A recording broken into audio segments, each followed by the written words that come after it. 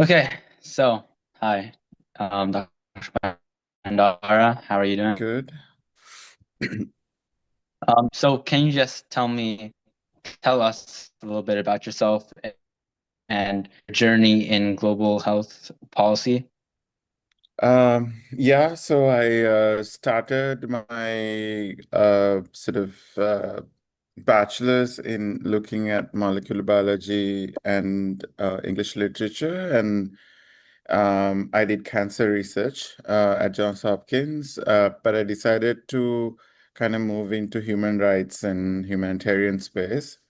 And it's partly because as an international student, I had to make a choice of staying in the US. Uh, and I had to make a choice whether I would stay as continue as a PhD student in molecular biology or I would have to leave. So I chose to leave because I wasn't entirely sure that cancer immunology research was my pathway. So I left Hopkins research position.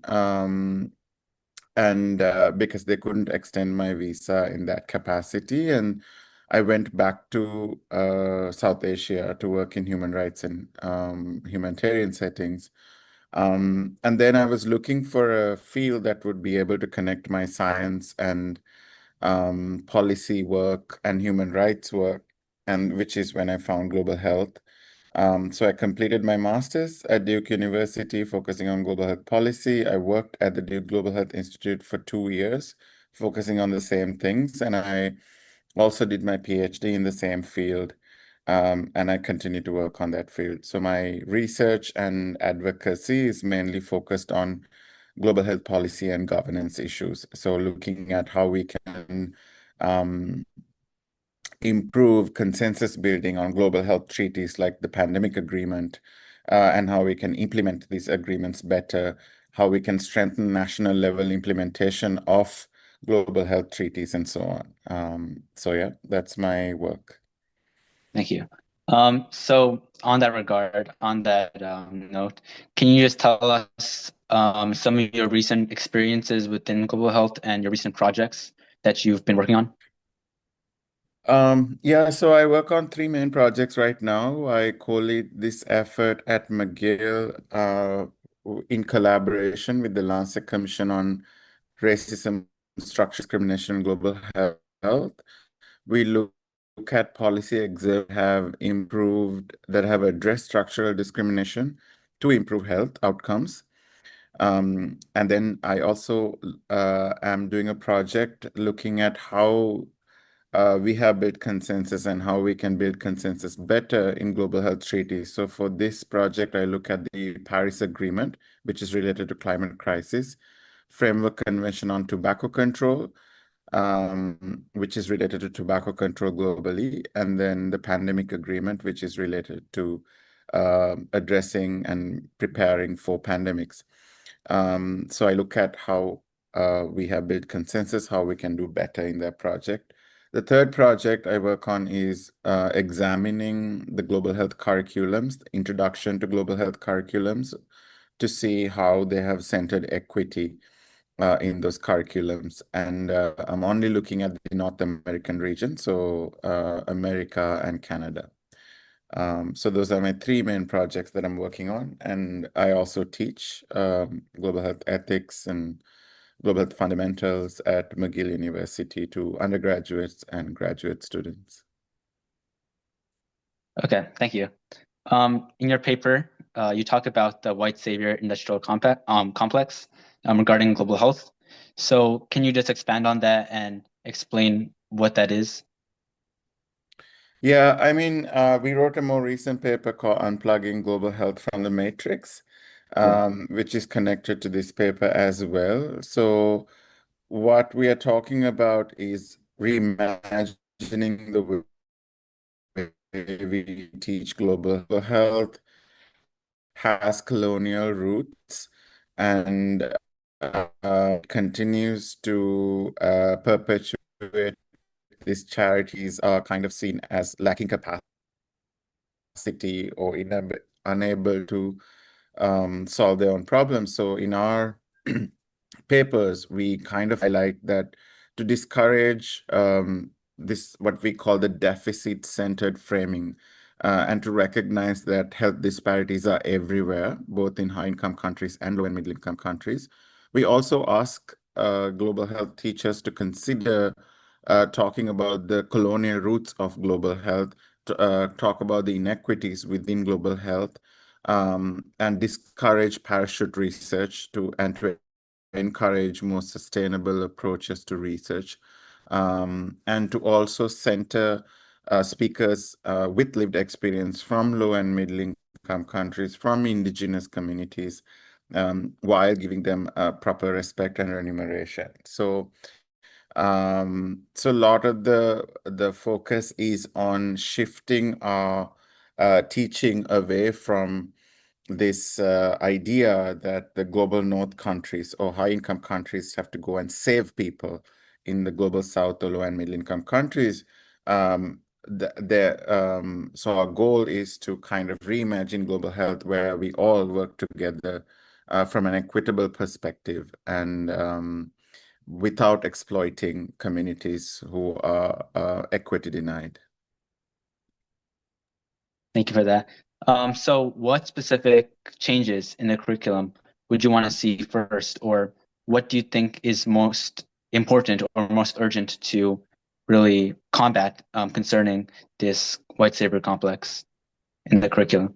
Yeah, I think just understanding the white savior complex is important. So Teju Cole, who is a Nigerian American author, I think, he coined this term to kind of highlight the idea that uh, doing global health or even development work, not to center justice, but to validate these big emotional experiences. So, for an example, I'm from Sri Lanka. So, someone from America can go to Sri Lanka and say, oh, I helped those poor people. And so, I feel great about helping those people.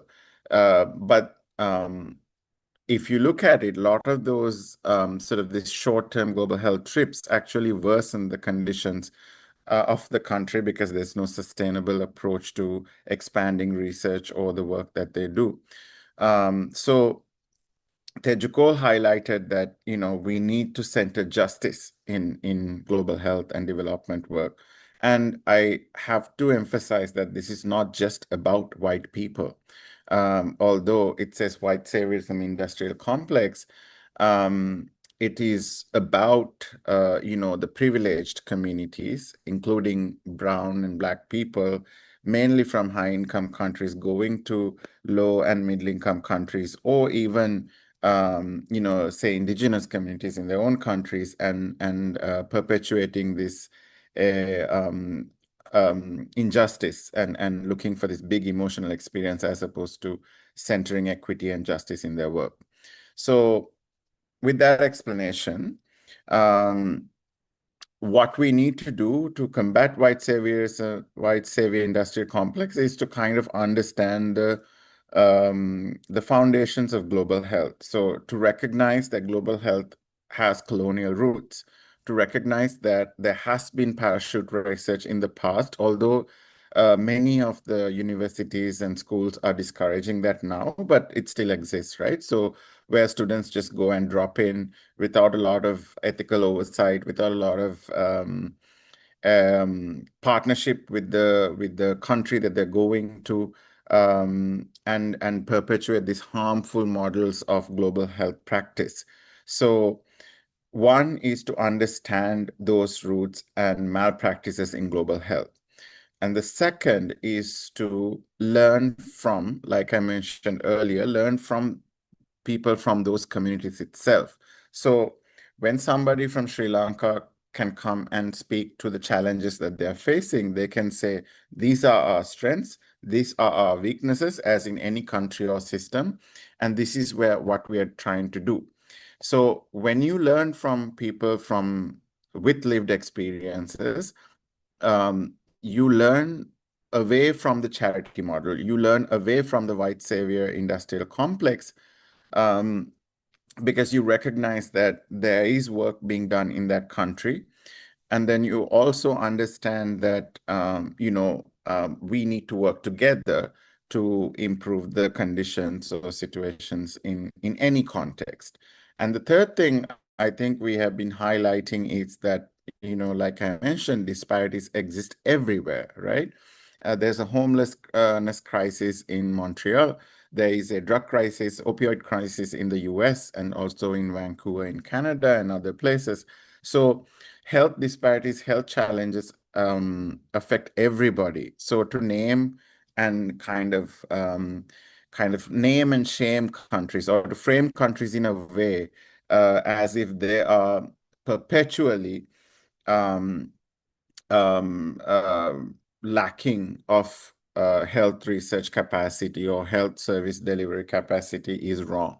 So also understanding that diversity of systems and context is also important. So these are some of the things we highlight in terms of countering white savior industrial complex. And if I may add, there is a movement called Decolonizing Global Health, which kind of centers these thoughts and philosophical approaches, which is pushing for justice and equity in global health, from curriculum change to practice to how we produce knowledge as well. Thank you for that very thorough response. You've talked about before about global health meetings and conferences being restructured to be more equitable for the global south. How do you go about doing that, and how would you can you explain to the audience what that entails? Yeah, so I wrote two main pieces. I've written many, but two main pieces. One is about reimagining visa and passport, we reimagining global health without visa and passport inequities. So we talked about how visa and passport inequities, depending on the citizenship of the person, can play a huge role in accessing opportunities, whether it's conferences, meetings, job opportunities, or even just traveling for research work.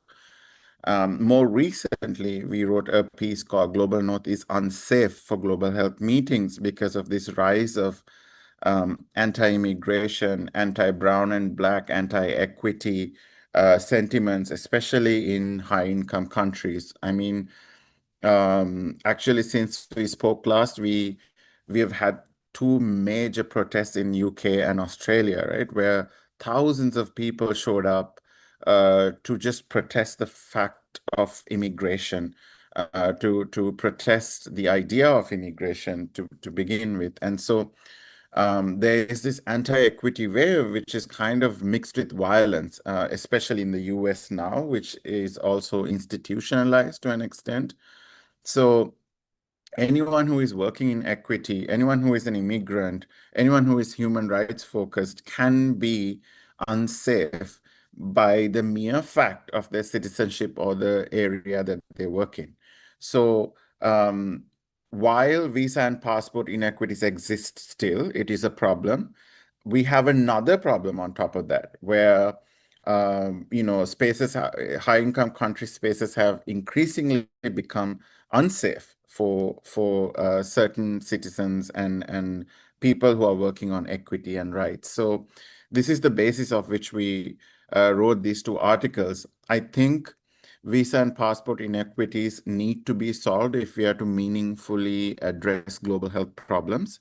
So for an example, we need expertise from the global south. So if a dengue or dengue, however you pronounce it, outbreak is happening, we need experts from the global south to come and help us because they have been battling that disease for a while in their regions, right? And if we are to solve global problems, we need global cooperation. And a lot of the challenges, including infectious disease, including climate crisis, that we are facing are global challenges and affect all of humanity. So we need to address the inequities in visa and passports, but we also have to recognize the political realities. So what we have suggested is that we move meetings of global health, move these global health meetings to the global south, where there is more tolerance for visa and passports, where there is less sort of aggression or violence towards low and middle income country citizens or people who work on equity or rights. So while it's a temporary solution, I think it is necessary at the moment. Yeah, thank you. Yeah, you talked about most of the things I actually wanted to discuss regarding that, but we can go to a different topic now. So your earlier work has touched on globalization of diseases through travel and migration. So do you think today's global health policies are adequately addressing the risks of cross-border disease spread? No, I think we've kind of failed in terms of how we address the pandemic. Um, there's something called the International Health Regulations, which set sort of the guidelines for countries to work with when we are faced with what we call a public health emergency of international concern. Um, so pandemic was one of those, and we kind of failed, right? Like we failed our own communities in low and middle income countries, especially through vaccine inequity, through unfair travel bans. When South Africa identified a new variant of the COVID-19 virus, what the high income country did was not to collaborate with them or not to support them, but they just slapped travel bans on South Africa, which is really unfair, and it kind of breaks the trust between countries. So, and then we also, during the pandemic, we tried to have a patent waiver to produce vaccines because vaccine distribution was inequitable. So we were saying that, okay, let's try to produce vaccines in different regions of the world so we can distribute them uh, equitably. But then high income countries and pharmaceutical companies really stood in the way of that. So as things are, and this repeated, many high income countries stockpiled vaccines for mpox. And so this pattern has been repeating. And so I would say we are not even if we have guidelines, we are not implementing them properly. So the hope that we have with the pandemic agreement is that it is a legally binding global health treaty. Once the annexure that they're finalizing, called the Pathogen Access and Benefit Sharing Annexure, is finalized, the hope is that there will be a better implementation effort of this, of all the things we talk about, equitable vaccine distribution and so on. But we are facing a turbulence in global health right now. Since January 20th, all the funding has been cut like overnight. People are dying from HIV, TB, malaria. A lot of the African countries who were on the receiving end of development assistance for health are struggling. So I would not say the global health governance structure is functioning well at the moment. And also we have to recognize the armed conflicts as well, right? Like how we have failed to provide humanitarian assistance to the people in need. Two conflicts stand out, Gaza and Sudan.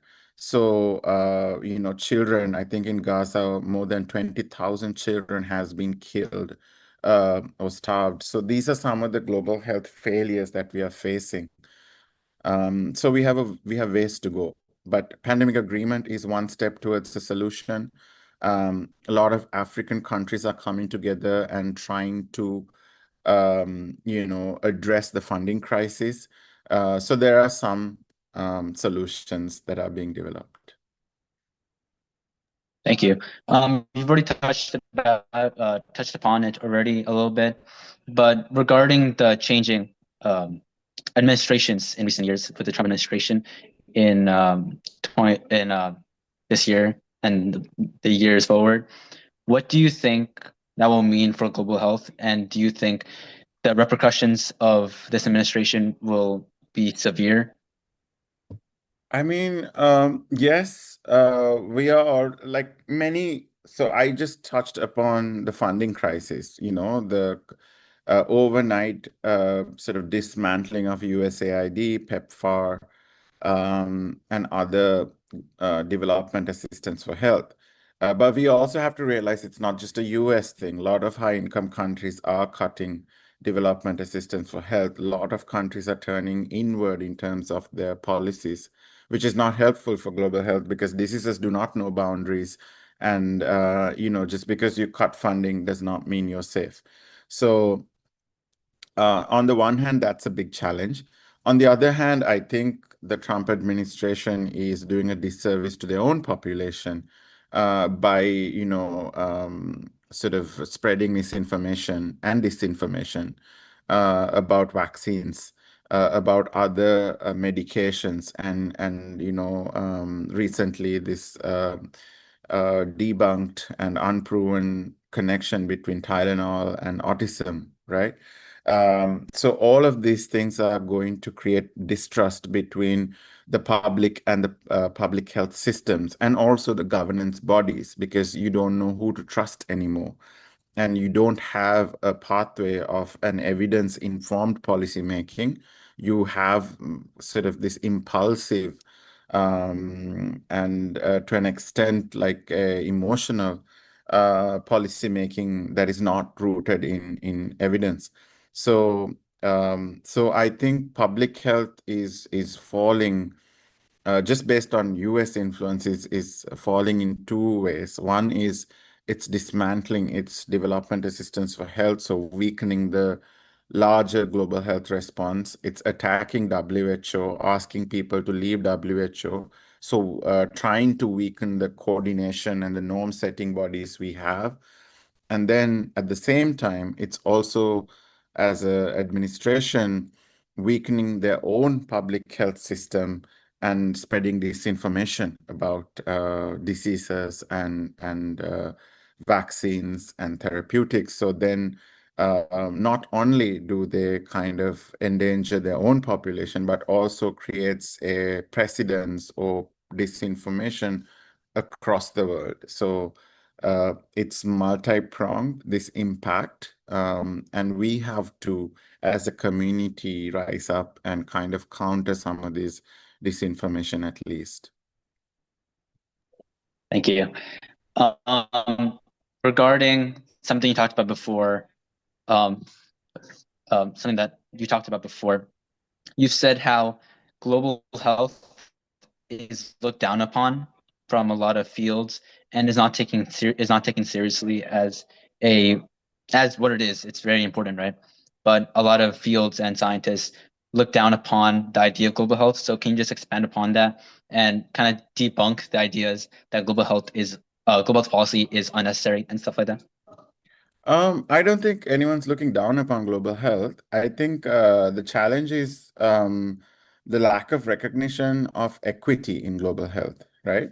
Global health is a vast field, so it includes natural sciences, it includes, health diplomacy and everything. But what we have failed to recognize or what we have failed to implement successfully is the equity aspect of it. So when you take sustainable development goals, we have a goal called health for all, which is, set by the UN. All the member states have agreed to these goals, but when the pandemic happened, we, directly strayed away from that goal and tried to prioritize your own countries. And so these are political realities that we live with. And then we also kind of don't recognize the existence or the remaining influence of these neo-colonial structures, which I spoke to. So racism, and all discrimination is prevalent and is impacting global health. So recently, the Alliance for Health Policy Research, which is associated with WHO, released this report on social determinants of health, which identified health inequity as one of the main causes of poor health outcomes in the world. So what we need to recognize is that we don't have silver bullet solutions to all the problems. Technology is not going to solve all the problems.